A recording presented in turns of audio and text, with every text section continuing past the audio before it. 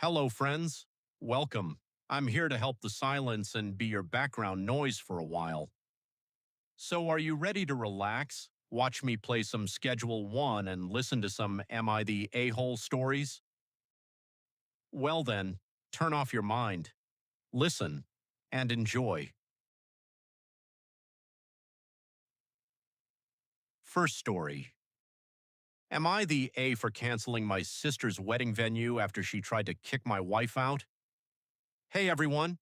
This has completely divided my family, and I honestly don't know if I handled it the right way anymore. For some background, I'm 31. My wife Emma is 29. We've been together for 6 years and married for 3. She's one of the calmest people I've ever met. She avoids conflict whenever possible, which is probably why this situation escalated the way it did. My younger sister Lily is 27. Growing up, she was always the favorite. My parents never admitted it, but everyone in the family knew. If she wanted something, she usually got it. She isn't a bad person, but she's used to people giving in to keep the peace. Last year, she got engaged to her fiancé, Mark. They started planning a wedding almost immediately. Now, here's where I got involved. About 5 years ago, I bought a small property with a renovated barn on it. It isn't a business. We just use it for family gatherings and birthdays. It's a beautiful place with a big field, old oak trees, and enough room for around 120 guests. When Lily saw it after the renovations, she said it was exactly where she wanted to get married. Normally, renting a venue like that would cost several $1,000s. I told her she could use it for free, completely free. The only conditions were that everyone respected the property and that she covered the costs for cleaning afterward. She hugged me and cried. For almost a year, everything seemed fine. Then the guest list drama started. Emma's younger brother uses a wheelchair after a car accident several years ago. He's a great guy, funny, easygoing, everyone likes him. Apparently, Lily complained that having a wheelchair in the wedding photos would ruin the aesthetic. I wish I were joking. Emma told me this one evening after she got off the phone with Lily. She looked embarrassed even repeating it. I immediately assumed there had to be some misunderstanding. So I called Lily. She didn't deny it. Instead, she doubled down. She said she'd spent thousands on decorations and wanted everything to look elegant. I asked what that had to do with a wheelchair. She said people would be looking at it in every family picture. I honestly couldn't believe what I was hearing. I told her she owed Emma an apology. She rolled her eyes and said I was making a big deal out of nothing. A week later, she apologized. Sort of. Her apology was basically, "I'm sorry you were offended." Emma accepted it anyway because she hates arguments. I figured we could move on. Then things somehow got worse. About 2 months before the wedding, Lily invited Emma over to help finalize seating arrangements. Emma came home unusually quiet. Eventually, she told me what happened. Lily wanted to seat Emma's entire family in a separate overflow tent because she didn't think they matched the vibe of the reception. Not because there wasn't enough space, not because they were difficult, simply because several of Emma's relatives have visible disabilities. Emma asked if she was serious. Lily apparently said she wanted the main reception area to look clean for photos. Emma left without arguing. When she told me, I was furious. I called Lily immediately. She answered like nothing was wrong. I asked if Emma had misunderstood. "No," she said. "I just think it's my wedding, and I should be allowed to decide how it looks." I asked if she actually intended to separate people because of disabilities. She sighed dramatically. "It's one evening. Why is everyone acting like I'm committing a crime?" I told her that if this was really how she felt, she couldn't use my property. She laughed. She literally laughed. "You already promised." I said I was withdrawing the offer. Silence. Then she exploded. She called me controlling. She accused Emma of manipulating me. She said I was trying to sabotage her wedding over one tiny disagreement. I reminded her that the venue belonged to me. She hung up. Within 30 minutes, my phone was blowing up. My mom called first. She said I couldn't do this because invitations had already gone out. Dad called next. He kept saying family should support family. My aunt left me a voicemail saying I was ruining the happiest day of Lily's life.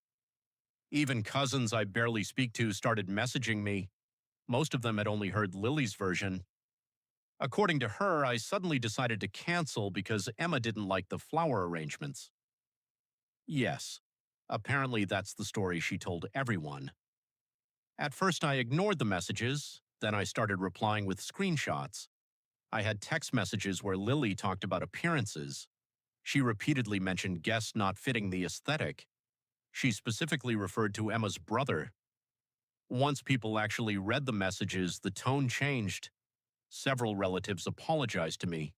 A few quietly stopped responding altogether. My parents, however, stayed on Lily's side. Mom kept saying she didn't mean it that way. Dad said weddings make people stressed. Neither of them addressed what Lily actually wrote. A week later, Mark showed up at my house. I honestly expected another argument. Instead, he looked exhausted.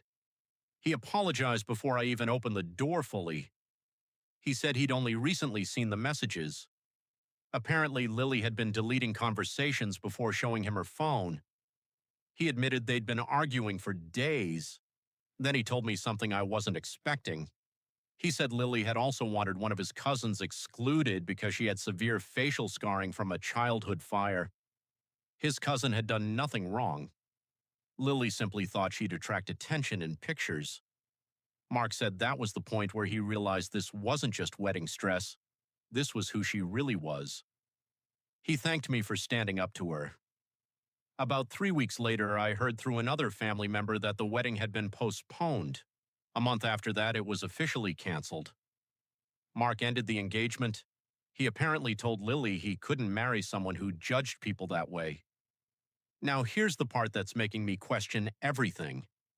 My parents insist none of this would have happened if I had just let them use the venue.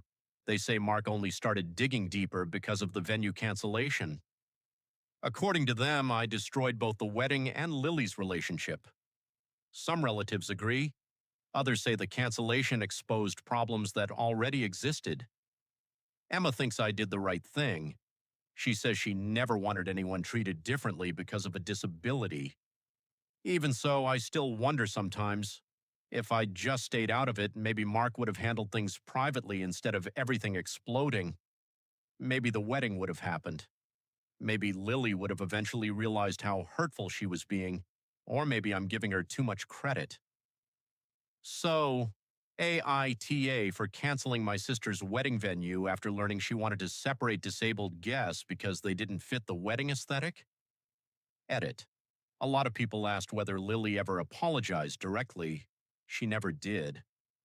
The last text I received from her simply said, "I hope you're happy." I haven't responded. Top comments. Comment 1, NTA. You didn't ruin her wedding. You refused to let your property be used to support discrimination. Those are two very different things. Comment 2. Mark didn't leave because of the venue. He left because he discovered who he was about to marry. The venue just sped up the truth. Comment 3. The fact that your parents keep defending her instead of addressing what she actually said tells me this behavior has probably been excused her entire life. Final verdict. NTA, not the asshole. Standing up against discrimination, even when it involves family, is difficult. The consequences came from Lily's choices, not from refusing to enable them.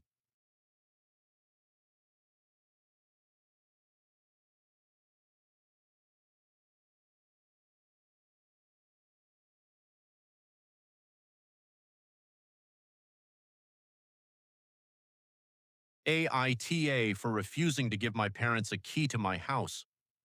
After they let themselves into my apartment for years. Hey everyone.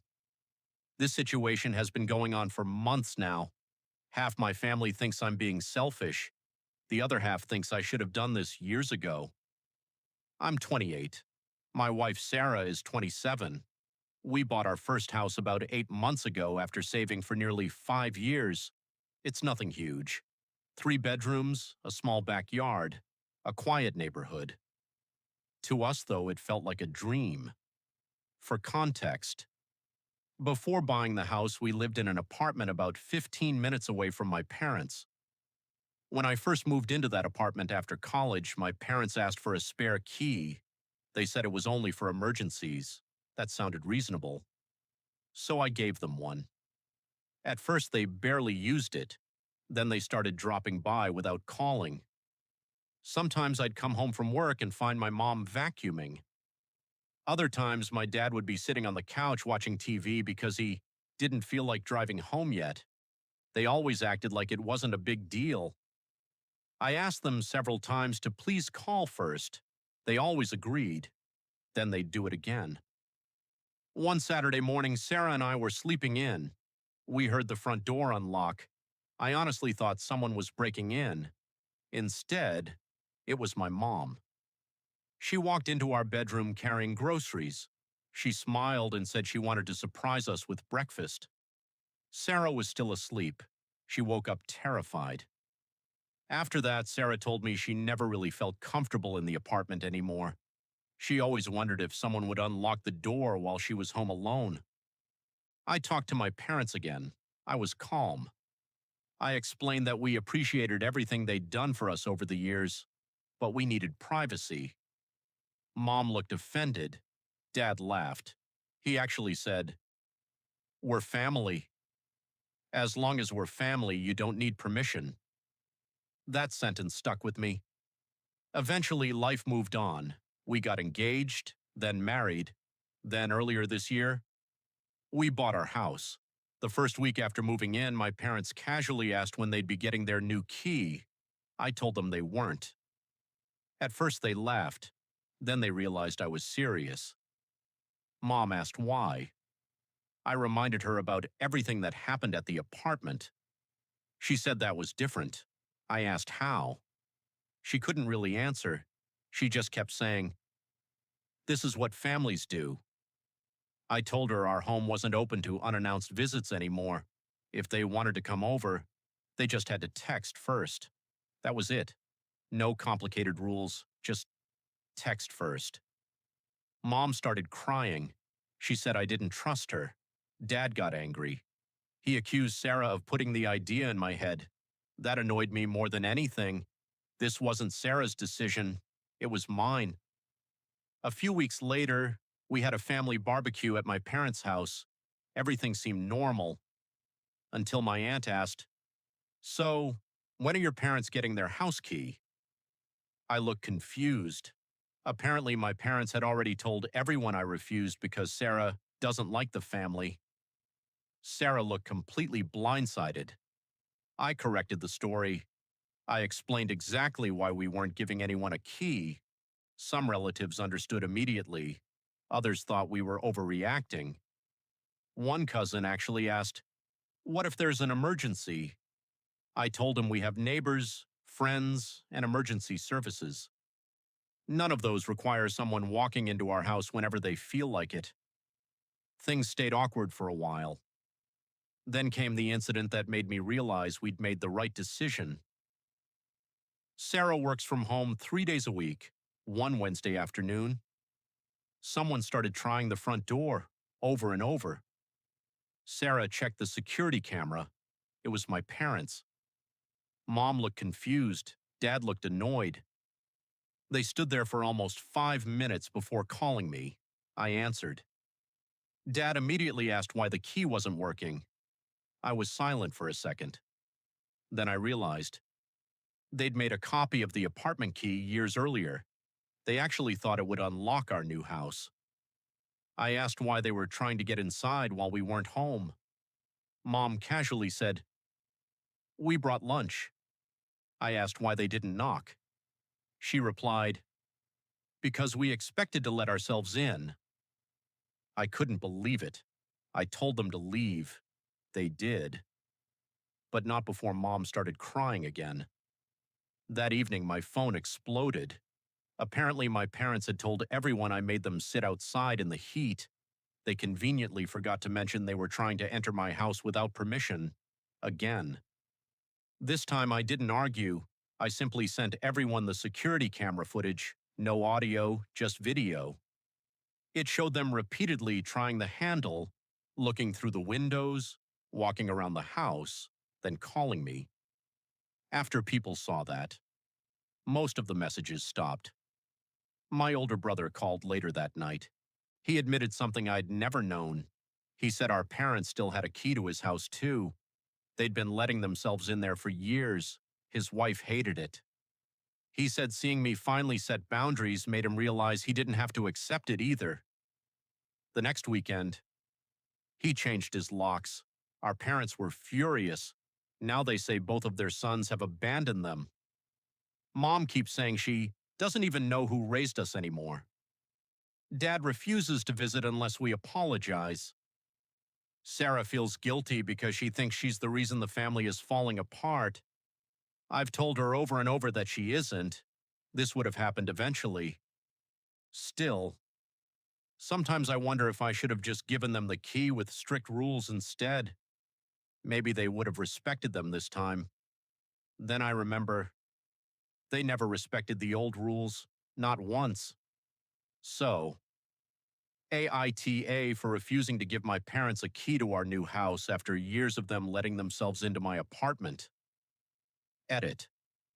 A few people asked whether we'd ever considered giving a spare key to someone else. We did. Our next-door neighbor has one. She's only ever used it once. When our smoke detector started beeping while we were on vacation, she called first, exactly like a normal person. Top comments. Comment 1 NTA. People who constantly ask for a key are usually the exact people who shouldn't have one. Comment 2. The biggest red flag wasn't asking for the key, it was trying to use one they secretly copied. Comment 3. Your parents don't want emergency access, they want unrestricted access. Those are completely different things. Final verdict, NTA, not the asshole. Healthy boundaries don't mean you love your family any less. They simply mean your home is your home, not everyone else's.